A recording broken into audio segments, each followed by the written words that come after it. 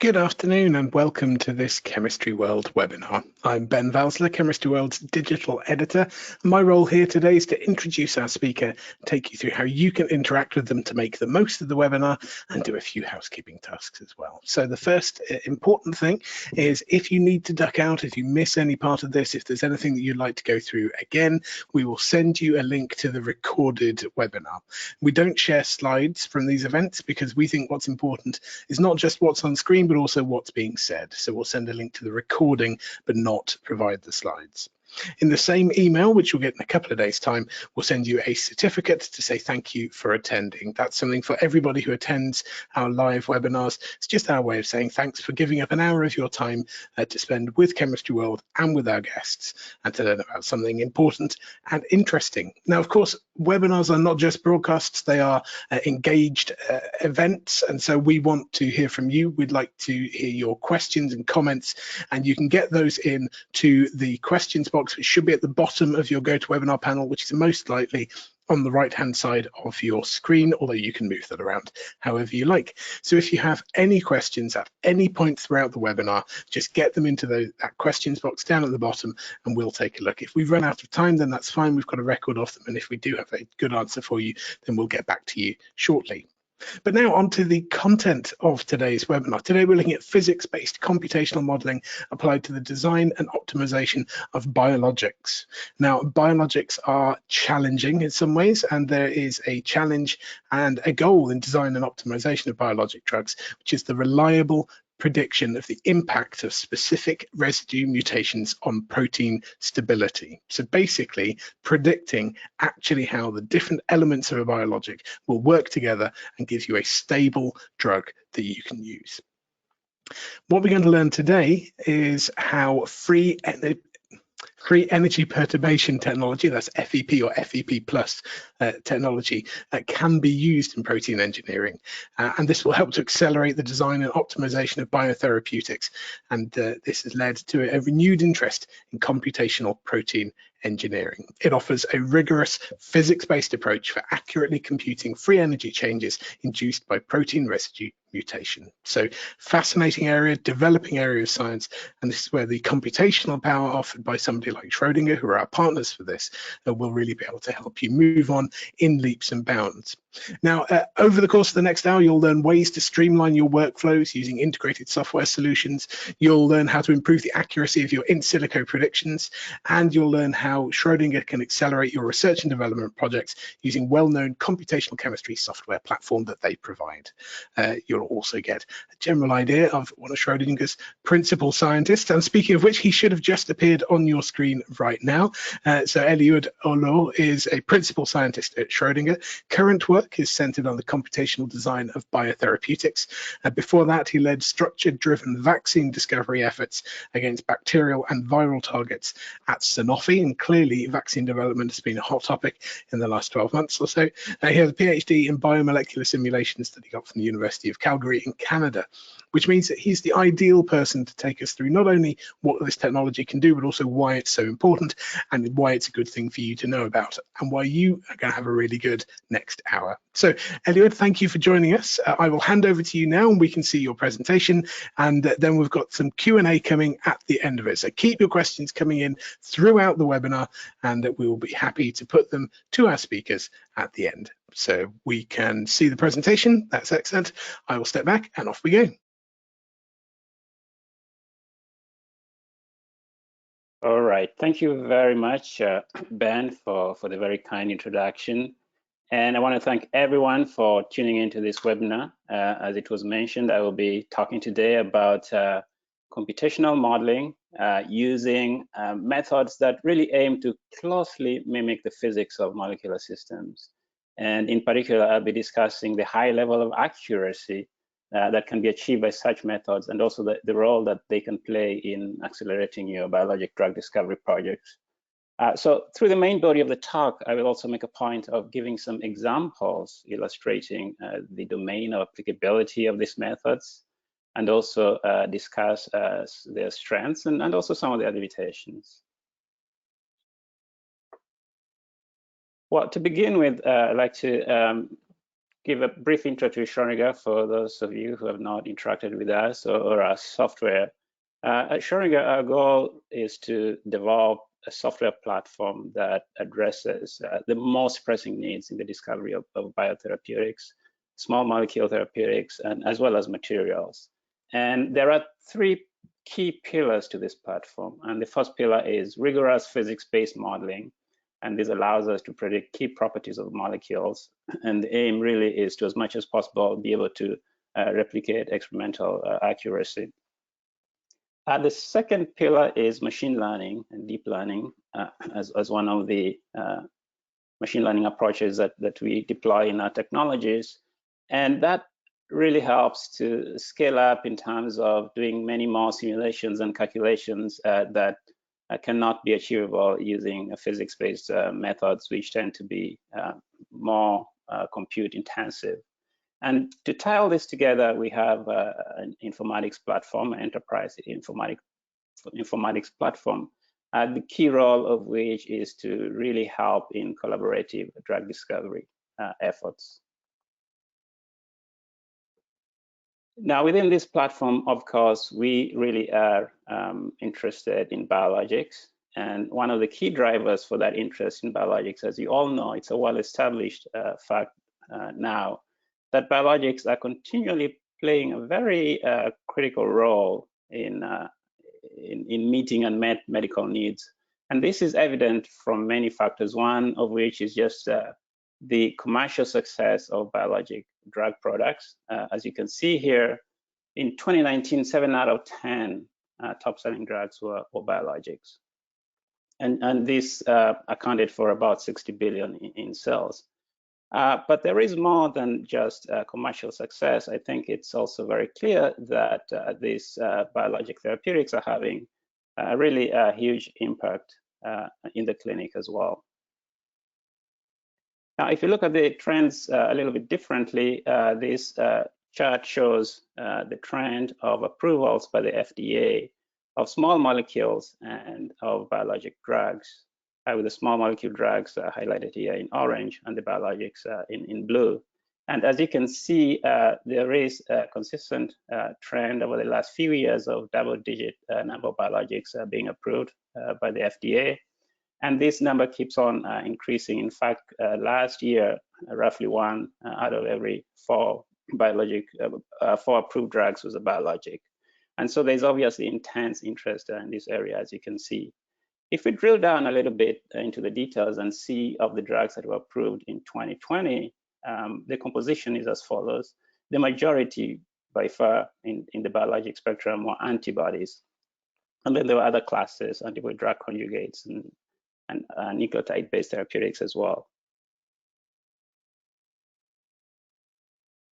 All right, so in terms of our focus at Schrödinger on biologics, so we have developed a software suite that covers many aspects of biologics modeling, starting from analysis of sequences to develop some hypotheses of how you're going to solve the problem that you have, and then all the way to structure prediction, improving the quality of that structure using structure refinement approaches, and then going further and looking at more complicated things like the dynamics of your molecular system, and ultimately being able to very precisely go in there and make mutational decisions, protein engineering decisions to improve one property or another.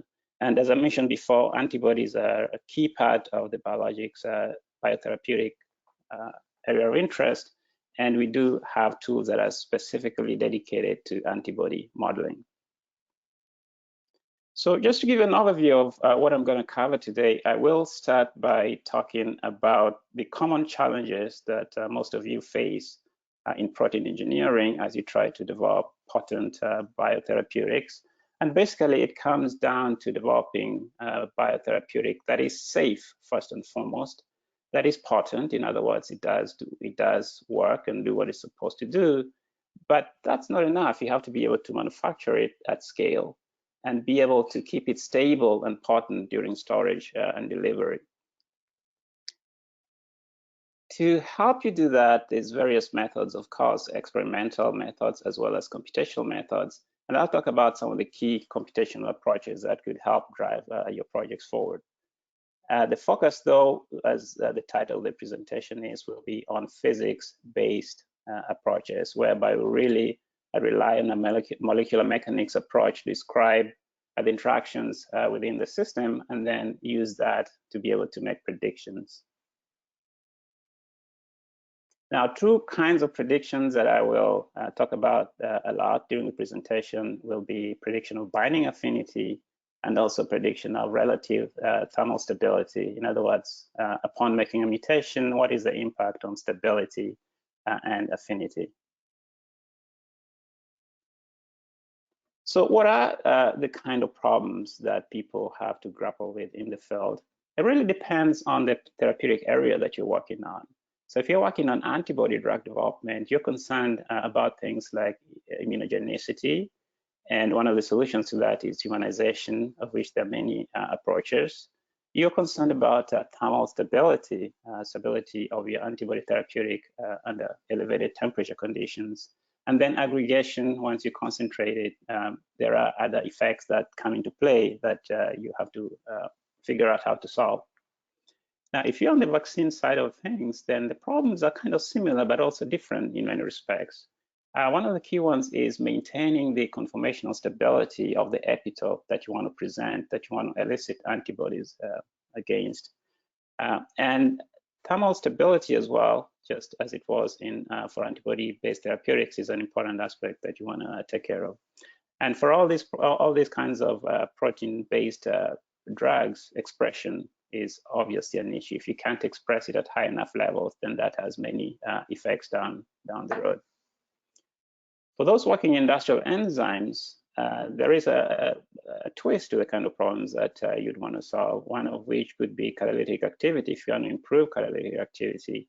And sometimes you want to improve, maintain activity at high temperatures that you have in industrial manufacturing process, for instance.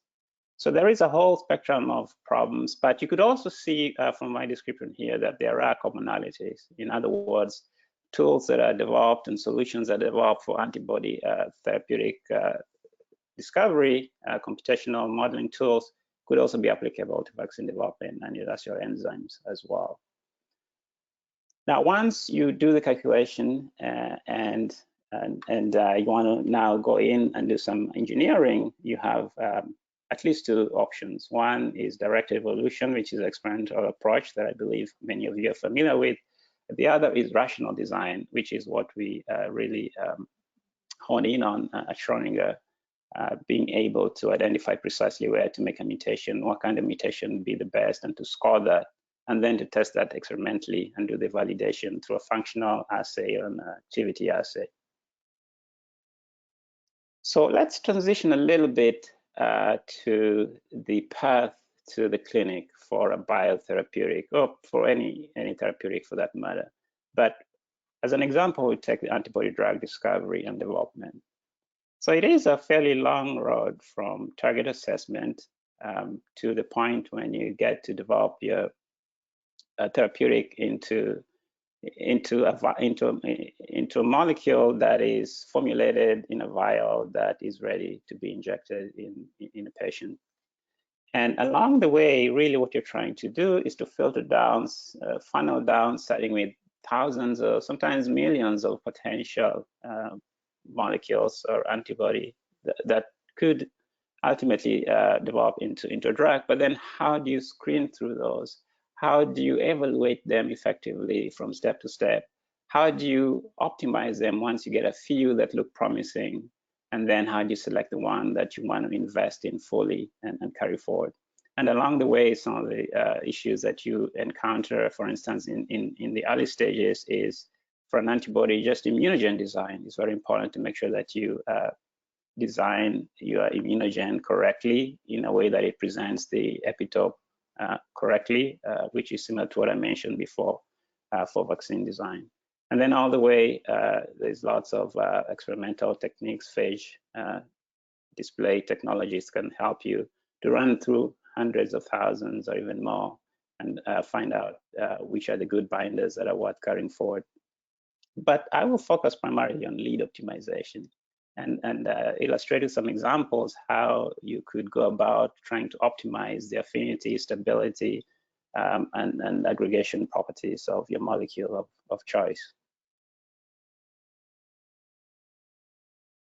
Now, at the end of the day, though, what is the metric for success? What are we aiming to achieve? What is a valuable computational solution? And I would define that as one that helps you, first of all, to reduce the amount of experimentation you have to do before you get to your lead candidate, or one that will help you to speed up the timeline so you can progress your project a lot faster than if you didn't use computational approaches, and also one that will help you to lower development costs. But ultimately, you want to be able to mitigate the risk or to avoid the risk of having surprises at the late stage in the clinic and finding out things that you could potentially have figured out earlier using computational and other approaches.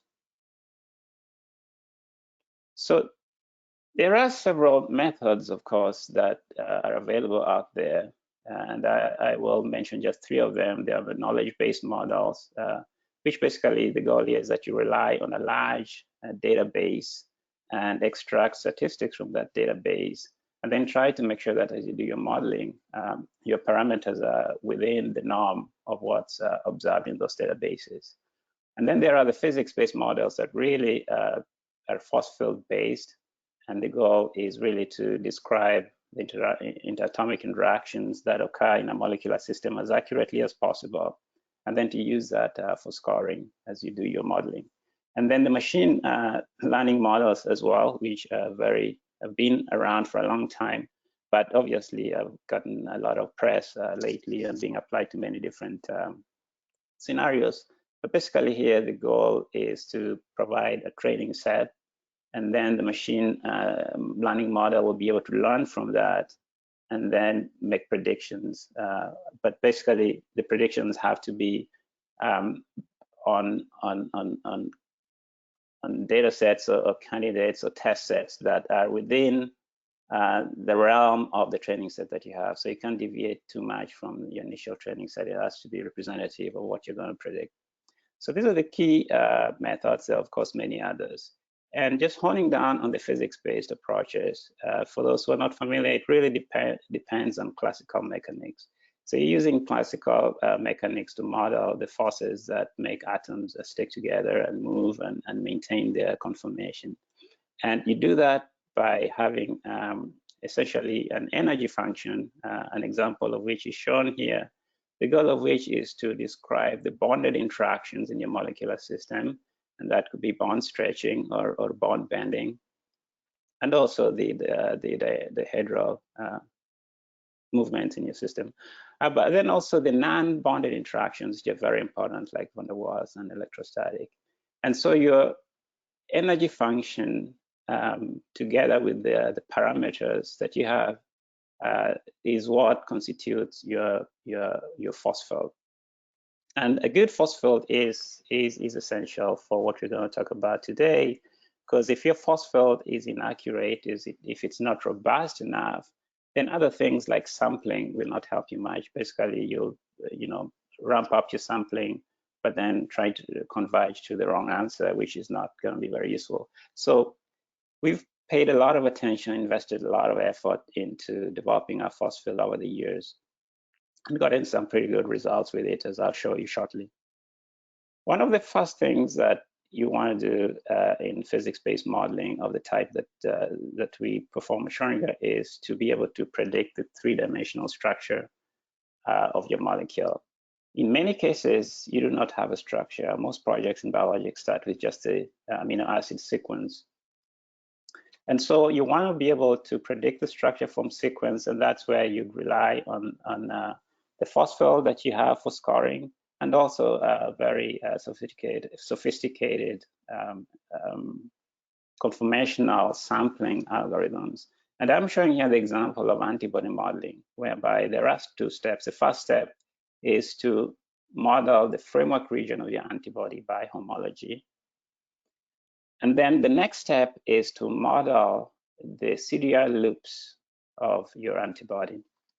And by doing all of this together, then you end up with a structure-based model, for example, that I show on the bottom left here, whereby you have the framework and the three critical loops. I'm showing just the heavy chain here. Now, it turns out, though, that the most difficult part of this process, the part that really differentiates different modeling solutions out there, is the modeling of the H3 loop. And there are various reasons why the H3 loop is important and also challenging to model. First of all, it is quite often involved in antibody-antigen interactions. So it is a key player in mediating those interactions. But secondly, it's also quite, because it is the recognition motif in many cases, there's sequence diversity that results from affinity maturation of the H3 loop. And also the length and the sequence composition as a result is quite diverse if you look at various H3 loops. What that means in terms of modeling is that the modeling is quite challenging. There's no simple rules based on homology that you can apply and reliably predict the structure of the H3 loop. So you need a little bit extra effort to get it right. And what we have is an algorithm that we call PRIME. It's a de novo loop prediction method that combines physics-based and knowledge-based terms to help you predict accurately your CDRH3 loop of the antibody. Now, that was put to test in a publication that I show on the right here. And this publication basically aimed to predict the H3 loop in the context of a crystal structure. In other words, if we knew everything about the structure of the antibody based on crystallographic experiments, but the only missing piece was the H3 loop, how well could computational methods be able to predict what the right conformation of that loop is? And so for this study, we relied on a benchmark data set of 53 structures, of which there were various loop sizes. And the results looked like this. So as you can see here, what we're measuring here is the root mean square deviation. In other words, how far does the predicted structure deviate from the actual structure? And the deviation here, as you can see, is very low here. In other words, the predictions are very accurate for short loops between 4 and 6, actually all the way to 14 residue long loops. As the loops get longer beyond 17, the performance deteriorates, as shown here. Now, what we also looked at is that since we're predicting this in the context of crystal structure, what if we factor in the crystal mates? How does that change the accuracy of the prediction? And the results are as follows. You can see that prediction accuracy is maintained for all the shorter loops up to 14. But there's also, what's really notable here is a dramatic improvement in the accuracy of prediction for the longer loop. In other words, the context, the longer loops are more likely to extend outwards and interact with their neighbors, and being able to capture that accurately does lead to improvement. Now, to emphasize that a little bit more, here is another study that we published a few years ago. And here what we're looking at is a set of antibodies shown, named here AM2 all the way to 11, and focusing on different H3 loop lengths. And we looked at two ways. One is, what if, as I said before, you have the crystal structure and you want to predict the H3 loop? In the database of H3 loops, we curated and figured out, if you're just to pick out the best loops that would be most suitable for predicting the target that you have, just by picking from a database, how close would you be? Now, so the goal here really is to see if you predict the H3 loop using homology modeling, what kind of RMSD, what kind of deviations would you get? And you can see that there are quite some significant deviations. But if you apply the prime prediction algorithm that I talked about, you can see straight away that that leads to quite an improvement. As you see the numbers here, the RMSDs here, in many cases much lower than what you get if you just predict by homology alone. It's more challenging, of course, if you don't have the crystal structure, and so you predict the framework regions by homology, and then you predict the loops on top of that. And basically, you can see that the performance for the second box is generally worse than for the ones where we have the crystal structure. But in spite of that, you can see that doing it by homology alone is not as good as even if you just say the homology structure, if you use the prime prediction algorithm. So in short, the prime prediction algorithm provides you with an advantage, an improvement in accuracy, whether you're predicting from a crystal structure or you're predicting from a homology model. So let's go to the next step, whereby you have a structure now, and you want to now start using that structure to predict some critical properties for your project. And I will start by talking about prediction of affinity.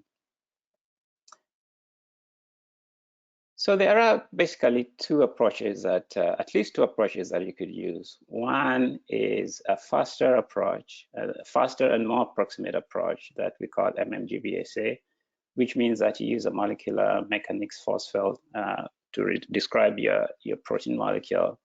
But then the solvent effects are described implicitly. Quite often in molecular systems, almost always, if it's solvated in water, you have way more water or solvent molecules than your protein molecules. And those are very expensive to calculate.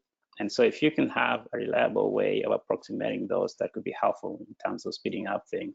So that's the method that we use, one of the methods that we use at Schrodinger. And this, it is extensively validated. There's various publications whereby it's been used. But again, I should emphasize here is that you gain speed here at a little cost, some cost to accuracy. And for affinity prediction, we rely on what is called a thermodynamic cycle. So for instance, if you have a wild type protein and you want to see what is the effect of making a mutation in that protein, how will that affect binding to a second protein shown here in blue, for instance.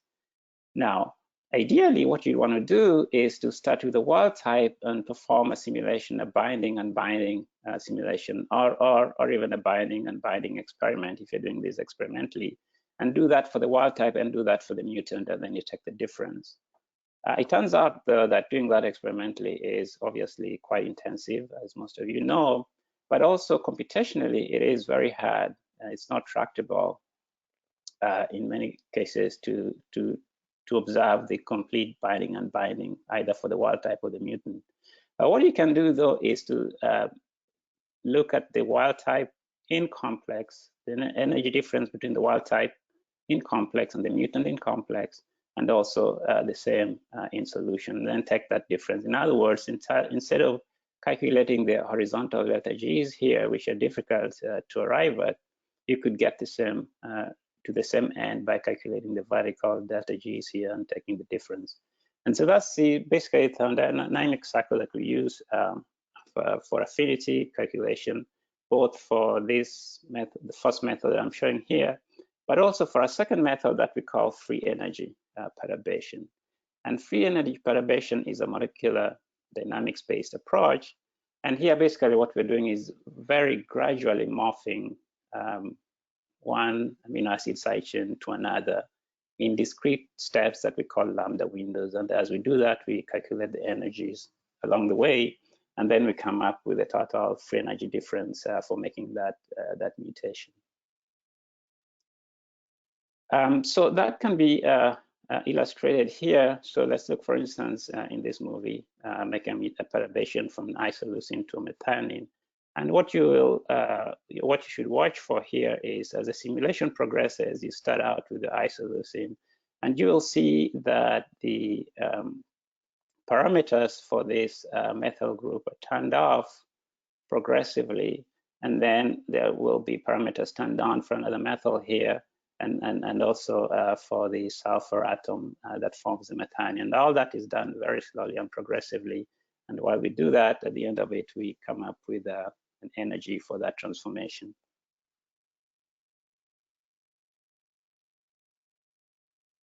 So you can see that now we already have our methionine formed already.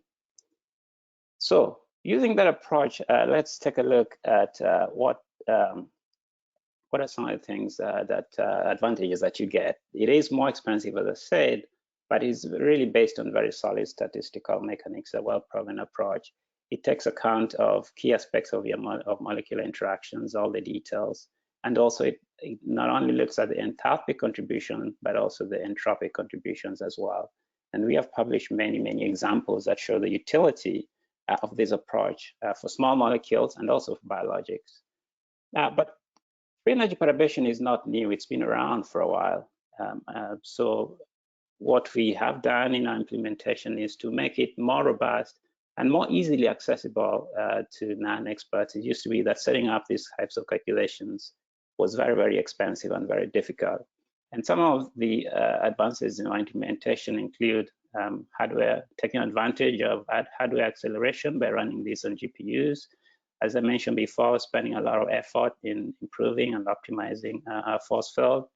Also employing algorithms for improved sampling. You can define a hot region to improve the samplings, for instance, around the side chain that you're mutating.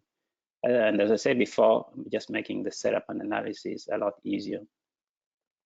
And also I'd like to point out lately more improvements in the types of mutations that you can make. For instance, simultaneous or combined mutations, being able to run these for proline mutations. For example, if you're looking at stabilization through proline mutations, and also incorporating non-standard amino acids. All these are possible through the software. Now, so as I said before, not only for binding affinity, but also for selectivity and physical stability, these approaches are applicable. It all comes down to being able to construct a reasonable thermodynamic cycle. So let's take an example of the application of free energy perturbation to a real world problem. And here we are focusing on HIV. And as most of you know, HIV is a real problem globally. And the HIV virus, a cartoon of which I show here, is characterized by the presence of this HIV spike protein on the surface of the virus. And so when you have someone infected by the virus, the immune response is to generate antibodies that bind to or attack the spike protein. Now, it so happens, though, that the virus also mutates very fast. So antibodies that are developed against one strain will not necessarily be effective against another strain. And that's a huge problem in the management of HIV. Now, luckily, there's a small number of HIV-infected people who have been found to have these super antibodies. In other words, antibodies that can neutralize across a spectrum of HIV viral strains. And because these are very interesting, a lot of work has been done to characterize these antibodies, for instance, to identify their binding sites. And there are several types of these broadly neutralizing antibodies. I just talk about antibodies that bind to the CD4 binding site, CD4 receptor binding site, which is a site of vulnerability for the HIV virus, and therefore a good place to target if you want to develop therapeutic, antibody therapeutic, or even if you want to develop a vaccine. So let's look at the system here. So as you can see, there's two components to this spike protein. There's a GP120 protein that sticks out the most. And so what we looked at in a study that was published in JMB recently was how antibodies binding the CD4 binding site. We looked at the VRC antibodies, so developed at the NIH.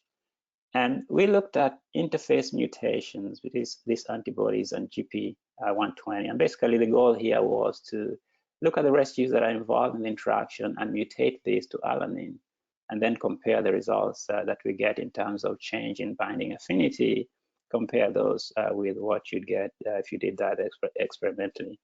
Now, one of the challenges, of course, with GP120 and other viruses, other viral surface proteins, is that they're highly decorated with glycans, and so you cannot ignore those.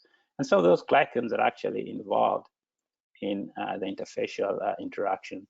So this is an example of GP120 bound to these VRC antibodies, GP120 shown here in red. And as you can see, the interface, there's quite a large interface involved in those interactions. So when we run these calculations, the alanine mutagenesis at the interface, this is the type of result that we get. On the x-axis, these are the calculated delta G's. And on the vertical axis, these are the experimental delta G's. And these experiments, these calculations were done using free energy perturbation, but also using fold X, which is a very well-known empirical and very fast approach for calculating binding affinities and instabilities as well.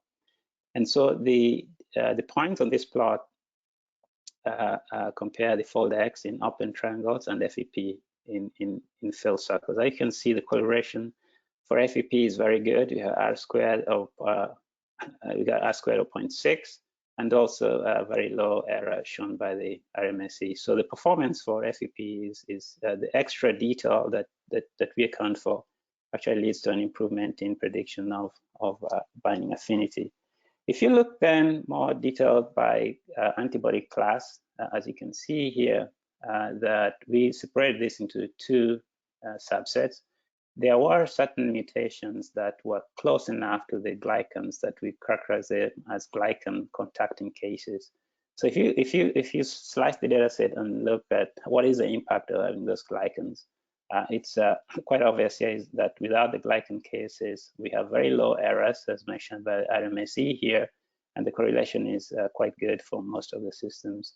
But if you include those glycans, there is a hit in performance. The RMSE goes up a little bit. So in other words, those glycans actually do play a role, and being able to model them accurately is very important. We did actually model them in a truncated form in this study, and so that's an area that is worth looking at more closely. All right, let's switch gears now to look at a second aspect, which is thermostability, and using FEP to predict the relative change in stability of a protein upon making a mutation. Now, this is important for enzyme design for sure, but also for just general biotherapeutics in terms of having something that's stable at high temperatures. There's been a lot of talk lately about the temperature required to store vaccines. So, I mean, those are RNA-based vaccines, but similar considerations are important for protein-based therapeutics as well in general. So for stability prediction, we started looking at this way back in 2017, and we just started out with collection of data points, 700 data points that were published from the ProTherm data set, and just say, well, you know, we have the FEP technology, it works well for small molecules. Let's start looking at how it will perform for biomolecules, for proteins. And you know, the results were modest, not as high, not anywhere near as high a correlation as we got for this small molecule. And around the same time, another group at Merck published a study where they looked at 62 mutations again using FEP. And in that study, it was interesting because they were looking at melting temperature, which is not you know. For FEP, we calculate delta G's, not delta TM, but those two are quite closely correlated. So in that particular study, this is what they got. Just this is a third party running FEP out of the box. And in this case, what they were looking at is FEP versus some of the more MMGBSA type methods, like Discovery Studio, and from Bioluminate and from more as well. And I think the message here really is that FEP has a much better correlation with TMs. And also it has better accuracy, as you can see, 0.7 compared to the MMGBSA-based approaches. But perhaps more importantly is the sensitivity, in other words, the true positive rate. How, in many instances, what you really want is to be able to make a determination whereby the mutation that you made leads to a more stabilized variant. And that's very important here, is to see that the extra detail and effort that you put into sampling and the force field give you a better sense of what mutation actually does improve stability. Now, I should mention that most of the methods that are based on training sets have a problem with this because the vast majority of data sets are destabilizing. And so those methods tend to be biased, better at predicting destabilizing the stabilizing mutations. So we asked ourselves, can we improve this further? And we looked at ways of doing this. And one of the ways for doing that was to take a cleaner data set and look at such things like how well can we represent the unfolded state, which we found was quite challenging because unfolded state can present in many different conformations. You can't really sample it effectively. And so basically what you end up doing is to sampling an extract, a fragment of the structure, usually around the mutation site. So we played around with how large a fragment, a tripeptide or a pentapeptide. And what we found was that if we apply that to a data set, a pushy data set that was published a few years ago, which was a very nice, clean data set, high quality structures, low, very good resolution. So on the basis of that, we launched two studies. One study was to look at a method improvement, for instance, unfolding state improvements representation that I talked about. And the second was just to look on this whole entire data set, how well retrospectively will FEP perform. And these are the systems that were studied in the first study for methodology improvement. There were 6 systems and a wide distribution of different kinds of mutations, as you can see on the bar on the right there. Now, the result are represented here. So FEP on the first column here, and you're looking at mean and sign error, root mean square error. You're looking at correlation R squared and also accuracy and sensitivity. And what we can show here is that across the board in terms of accuracy represented by low errors as well as correlation coefficients here, we can see that FEP outperforms most of the other methods that rely on fitting or on training on data sets. So it was very good to see, and this showed that the improvements we made in terms of better representation of the unfolded state and also the force field improvements really have had an impact. Now, if you drill more closely on a system by system basis from this data set, the 6 different systems, and look at, what is the accuracy? How does it vary depending on what system you're simulating? And what you can see here is the different systems, the PDB-ID that was the basis for the calculation, and also the range of delta Gs that are represented in the data set, as well as the number of mutations. And showing results here just for the tripeptide model, which was what we settled in after trying different lengths of the fragment to represent the unfolded state. And again, you can see here that the predictions are quite accurate. What you can see in terms of mean and sign error being really low. But what you can also see on the correlation plot on the right is that there are indeed some outliers, as you can see here. And one of the advantages of this data set is that we not only had the crystal structure of the wild type, but also of the mutant. And so we could go in and really look at what is the source of these outliers and how can we improve even further. And I'll just talk about 2 kinds of outliers. One was this instance whereby we had valine to lysine mutation.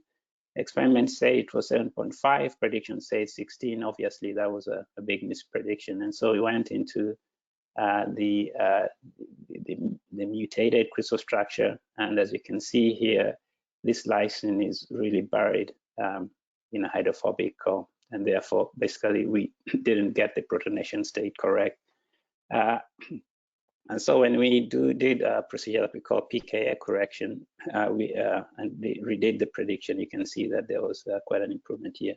Just to emphasize that, it's not magic. If you don't get the correct representation of protonation state, your result is not going to be right. But there are steps that you can do to mitigate that. The second case was also interesting here. We had an isoleucine to cysteine mutation. And upon making that mutation, one of the things you'll see that happens here, that mutation results in a disulfide bridge.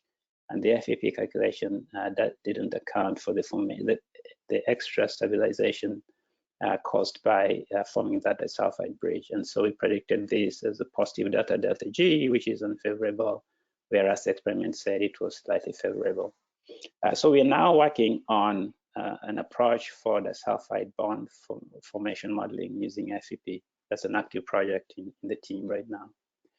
Okay, so what if we apply these improvements to the entire pushy data set in a larger scale validation? This is 328 single point mutations. You can see on the left that using FEP, the correlation is really good. The errors are really slow.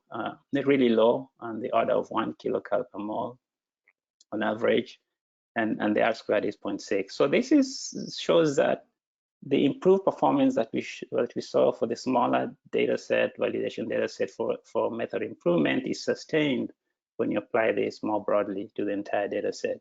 And if you compare that with the standard MMG-BSA approach, then you can see that the FEP does outperform the MMG-BSA approach. All right, so I'll just have a couple of slides here to really talk about one last thing, aggregation prediction. And this is something that we worked on and published recently, and develop a new method for predicting aggregation based on calculation of positive and negative hydrophobic surface patches on your protein. And not only that, but also developed a numerical score called Ag score. That is a score that you can calculate for your entire protein and use that to rank or to compare a set of variants and find out which one is least prone to aggregation. And applying that to a set of 5 antibodies here, for instance, you can see that using AgScore, we did get a perfect ranking in terms of aggregation propensity for these 5. And this was confirmed by experiment. All right, so in summary, we've looked at computational structure-driven approaches and seen how they offered more precise and targeted ways for engineering and optimizing biotherapeutics. You can go in and make a single point mutation and be able to quite accurately calculate the impact of that. Now, also there are various approaches, and so the choice of the appropriate technology to use is essential. Earlier in the discovery process, when you have lots of candidates, you might want to opt for more of the MMG-BSA-based approaches to quickly run through the candidates and triage.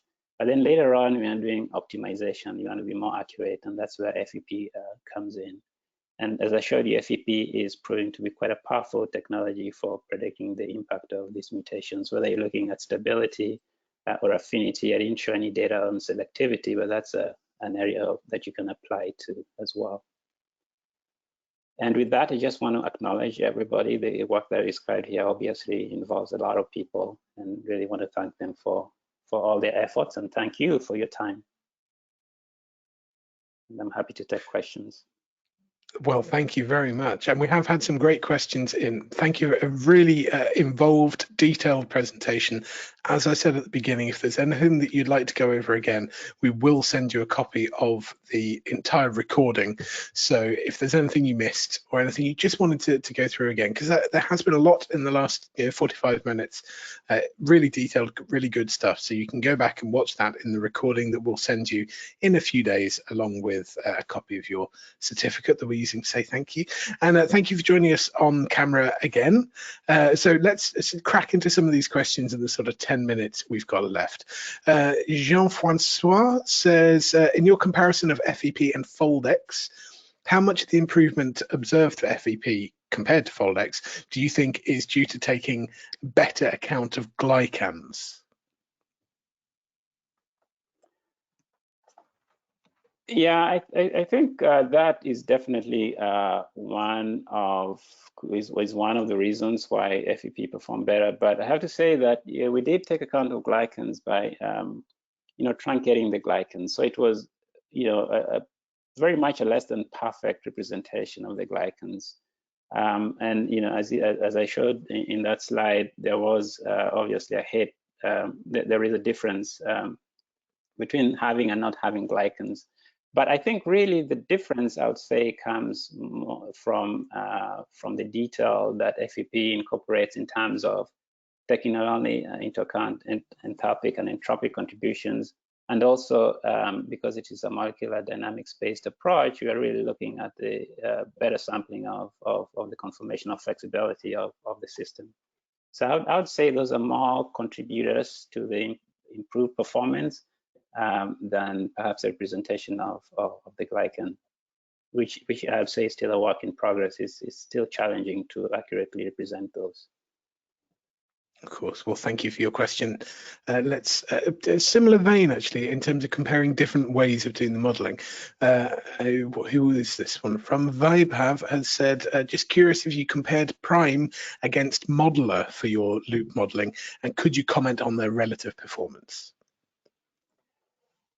We haven't done, a direct comparison of the kind you talk about, but we did actually participate in antibody modeling competition called AMA2 a few years ago, and basically that's where a kind of like the CASP system, competition, whereby you have a bunch of modelers coming in, and there is a set of structures for which the actual structure is known, but it's hidden from the modelers, so nobody cheats. And in that competition, we published some results that really show that the prime approach really did provide the most accuracy at that time compared to the other methods. And so we compared this with competitor software, which use approaches that I believe are quite similar to what is implemented in modular. So the prime approach, we believe, does offer some extra advantage there. It's an interesting sounding competition, and it's important to note that this isn't finished, is it? The Schrödinger are continuing to develop, to refine, to improve, and to make sure that the products they create are not just really useful for the researchers out there, but also you're continually publishing to make sure that people understand how you've developed your techniques and so on. Is there a particular resource that you would recommend for people to go to learn more about the development that you've got going on? Yeah, I think I would, I earlier on in this presentation, I had a slide listing all the publications. So you make a good point. I mean, for us, the big thing is scientific accuracy. Biologics are challenging. They're complex, many more degrees of freedom, and getting things right is not easy. And I don't think it's helpful to just make a prediction and not have a sense of whether that prediction matches up with reality or not. So we have a long list of publications that describe what happens underneath the hood for the methods that I've shown you here, not only FEP, but the other approaches as well. And these are published in peer-reviewed scientific journals. So if you went to our website and search for biologics publications from Schrodinger, you'll see a list showing method development for antibody structure prediction, homology modeling, and many other things, and aggregation prediction as well. I think that would be an interesting one for people to look at. We've just we shared a link in the chat there, so everybody can just click on that link now or copy it and paste it somewhere to have a look at later. But that's certainly got some links to resources there. Question from Vishnu, who says, can the FEP approach be used to predict the stability and design of large macrocyclic peptides? Yes, that's right. I don't know how large you're talking, but we have implemented a method for applying FEP to microcyclic peptides, and that I believe has been published. So if you look at our website, you'll see that as well. But that's a growing area, of course, not just for peptides in general. As I said, you can apply FEP to peptides, including non-standard amino acid type mutations, but also to cyclic peptides. And yeah, I think we can share with you the publication that describes in detail the development of that, and also the validation and performance of that in various tests. Great, thank you for your question, Vishnu. Desam, I guess this is sort of taking a step back and being a bit more general. What is the role of software in developing chemistry topics using molecular dynamics? So I think just generally in the field, software is becoming increasingly useful and applicable. As I said, there's still many challenges in terms of being able to accurately describe these very, very, very complex systems. And it really depends on what problem you're looking at. One of the things that we've been looking at lately is, for instance, is viscosity, which is notoriously difficult to predict. And so that's a research area in progress. So there are certain areas like that where software, the utility, the value that software adds, will have to wait for improvements in methodologies. But basically, for common things like I showed for making protein mutations and things like that, there you have very good methods developed right now that can really help accelerate your project. But the way I see it really is that it's not like software alone is going to solve the entire problem. What really software does is to help you zero in faster than you otherwise would on where should I be spending my effort. If I'm going to perform an experiment that's going to cost me $60,000, $70,000 or pounds, and I have to decide, what is the best bang for my buck, then software really helps you to say, you don't really need to worry as much about this whole entire set. Your best candidate most likely lies within this area. And so kind of that filtering process and reducing the amount of experiments you have to do to arrive at the answer. And then as you get closer, then you can now apply much more powerful and robust technologies like the FEP to really, when you're looking at quantitative accuracy where every single thing matters. And that often happens when, for instance, after the whole process, you now end up with, 3 molecules, you've invested a lot of effort in them. And if they show up with problems, you want to fix these problems. You don't want to go back and start. And at that point, then you really need quantitative accuracy, because every single kilocalorie per mole might make a difference in terms of improving the quality and potency of your molecule. So in general, I say software is gonna continue playing an increasing role.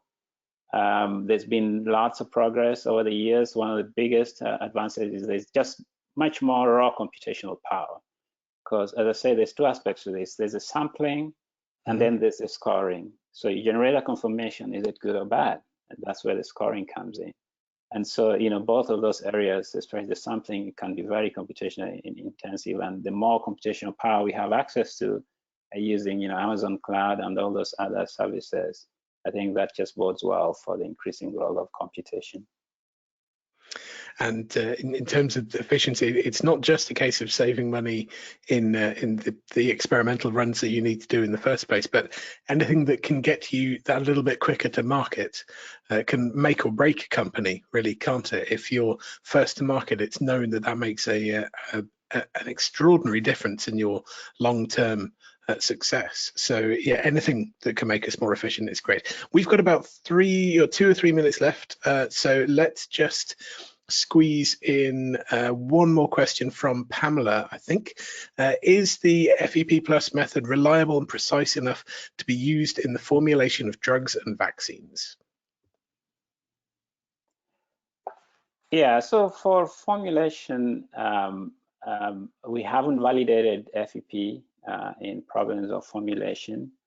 But we do have actually projects going on right now looking at formulation using, for instance, molecular dynamics simulations and atomistic, but also as well as coarse-grained simulations. And yeah, so we are getting some encouraging preliminary results. We do have a method, for instance, implemented in our software called mixed solvent MD, whereby you can have your protein and throw in different excipients and see how those excipients interact with your protein, for instance. So I'd say the technologies do exist for looking at these problems. I think where there's much more work needed is to actually validate and show that they work.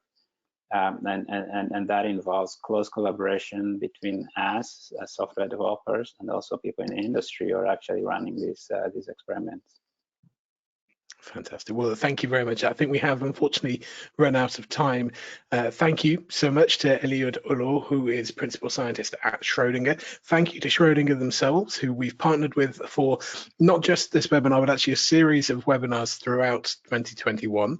And if you're interested in the software and the modeling, but your, perhaps biologics wasn't your thing, and actually you would like to learn more about some other aspect, then I will show you the details on screen now for our next webinar with Schrödinger, which is just coming up there. So if you go to chemistryworld.com/webinars, you will see our next webinar with Schrödinger is on the computational acceleration of novel organic electronic materials development, and in particular looking at organic light-emitting diodes, which of course are fantastically useful and very much a growing area of development at the moment. So if you're interested in that, 29th of April at 3 p.m. BST, which is the same time this one started, so set your clocks for that, depending on where you are in the world. At 29th of April, you can register now. Exactly the same as this one. It's free. You'll get a certificate. We'll send you a copy of the recording. We'd be delighted to have you with us asking all of these fantastic questions. I'd like to also say a quick thank you to Daniel Abrams from Schrödinger, who's been helping us in the background here, and also to Chris Pink, who's from my team at Chemistry World. So keep an eye out in your inbox for a certificate and a link to the recording. Join us for future webinars that you'll find at chemistryworld.com/webinars. A final thank you to Eliud Oloo and to Schrödinger, and to everybody for getting involved in today's Chemistry World webinar. I'm Ben Valsler. Thank you very much for joining us.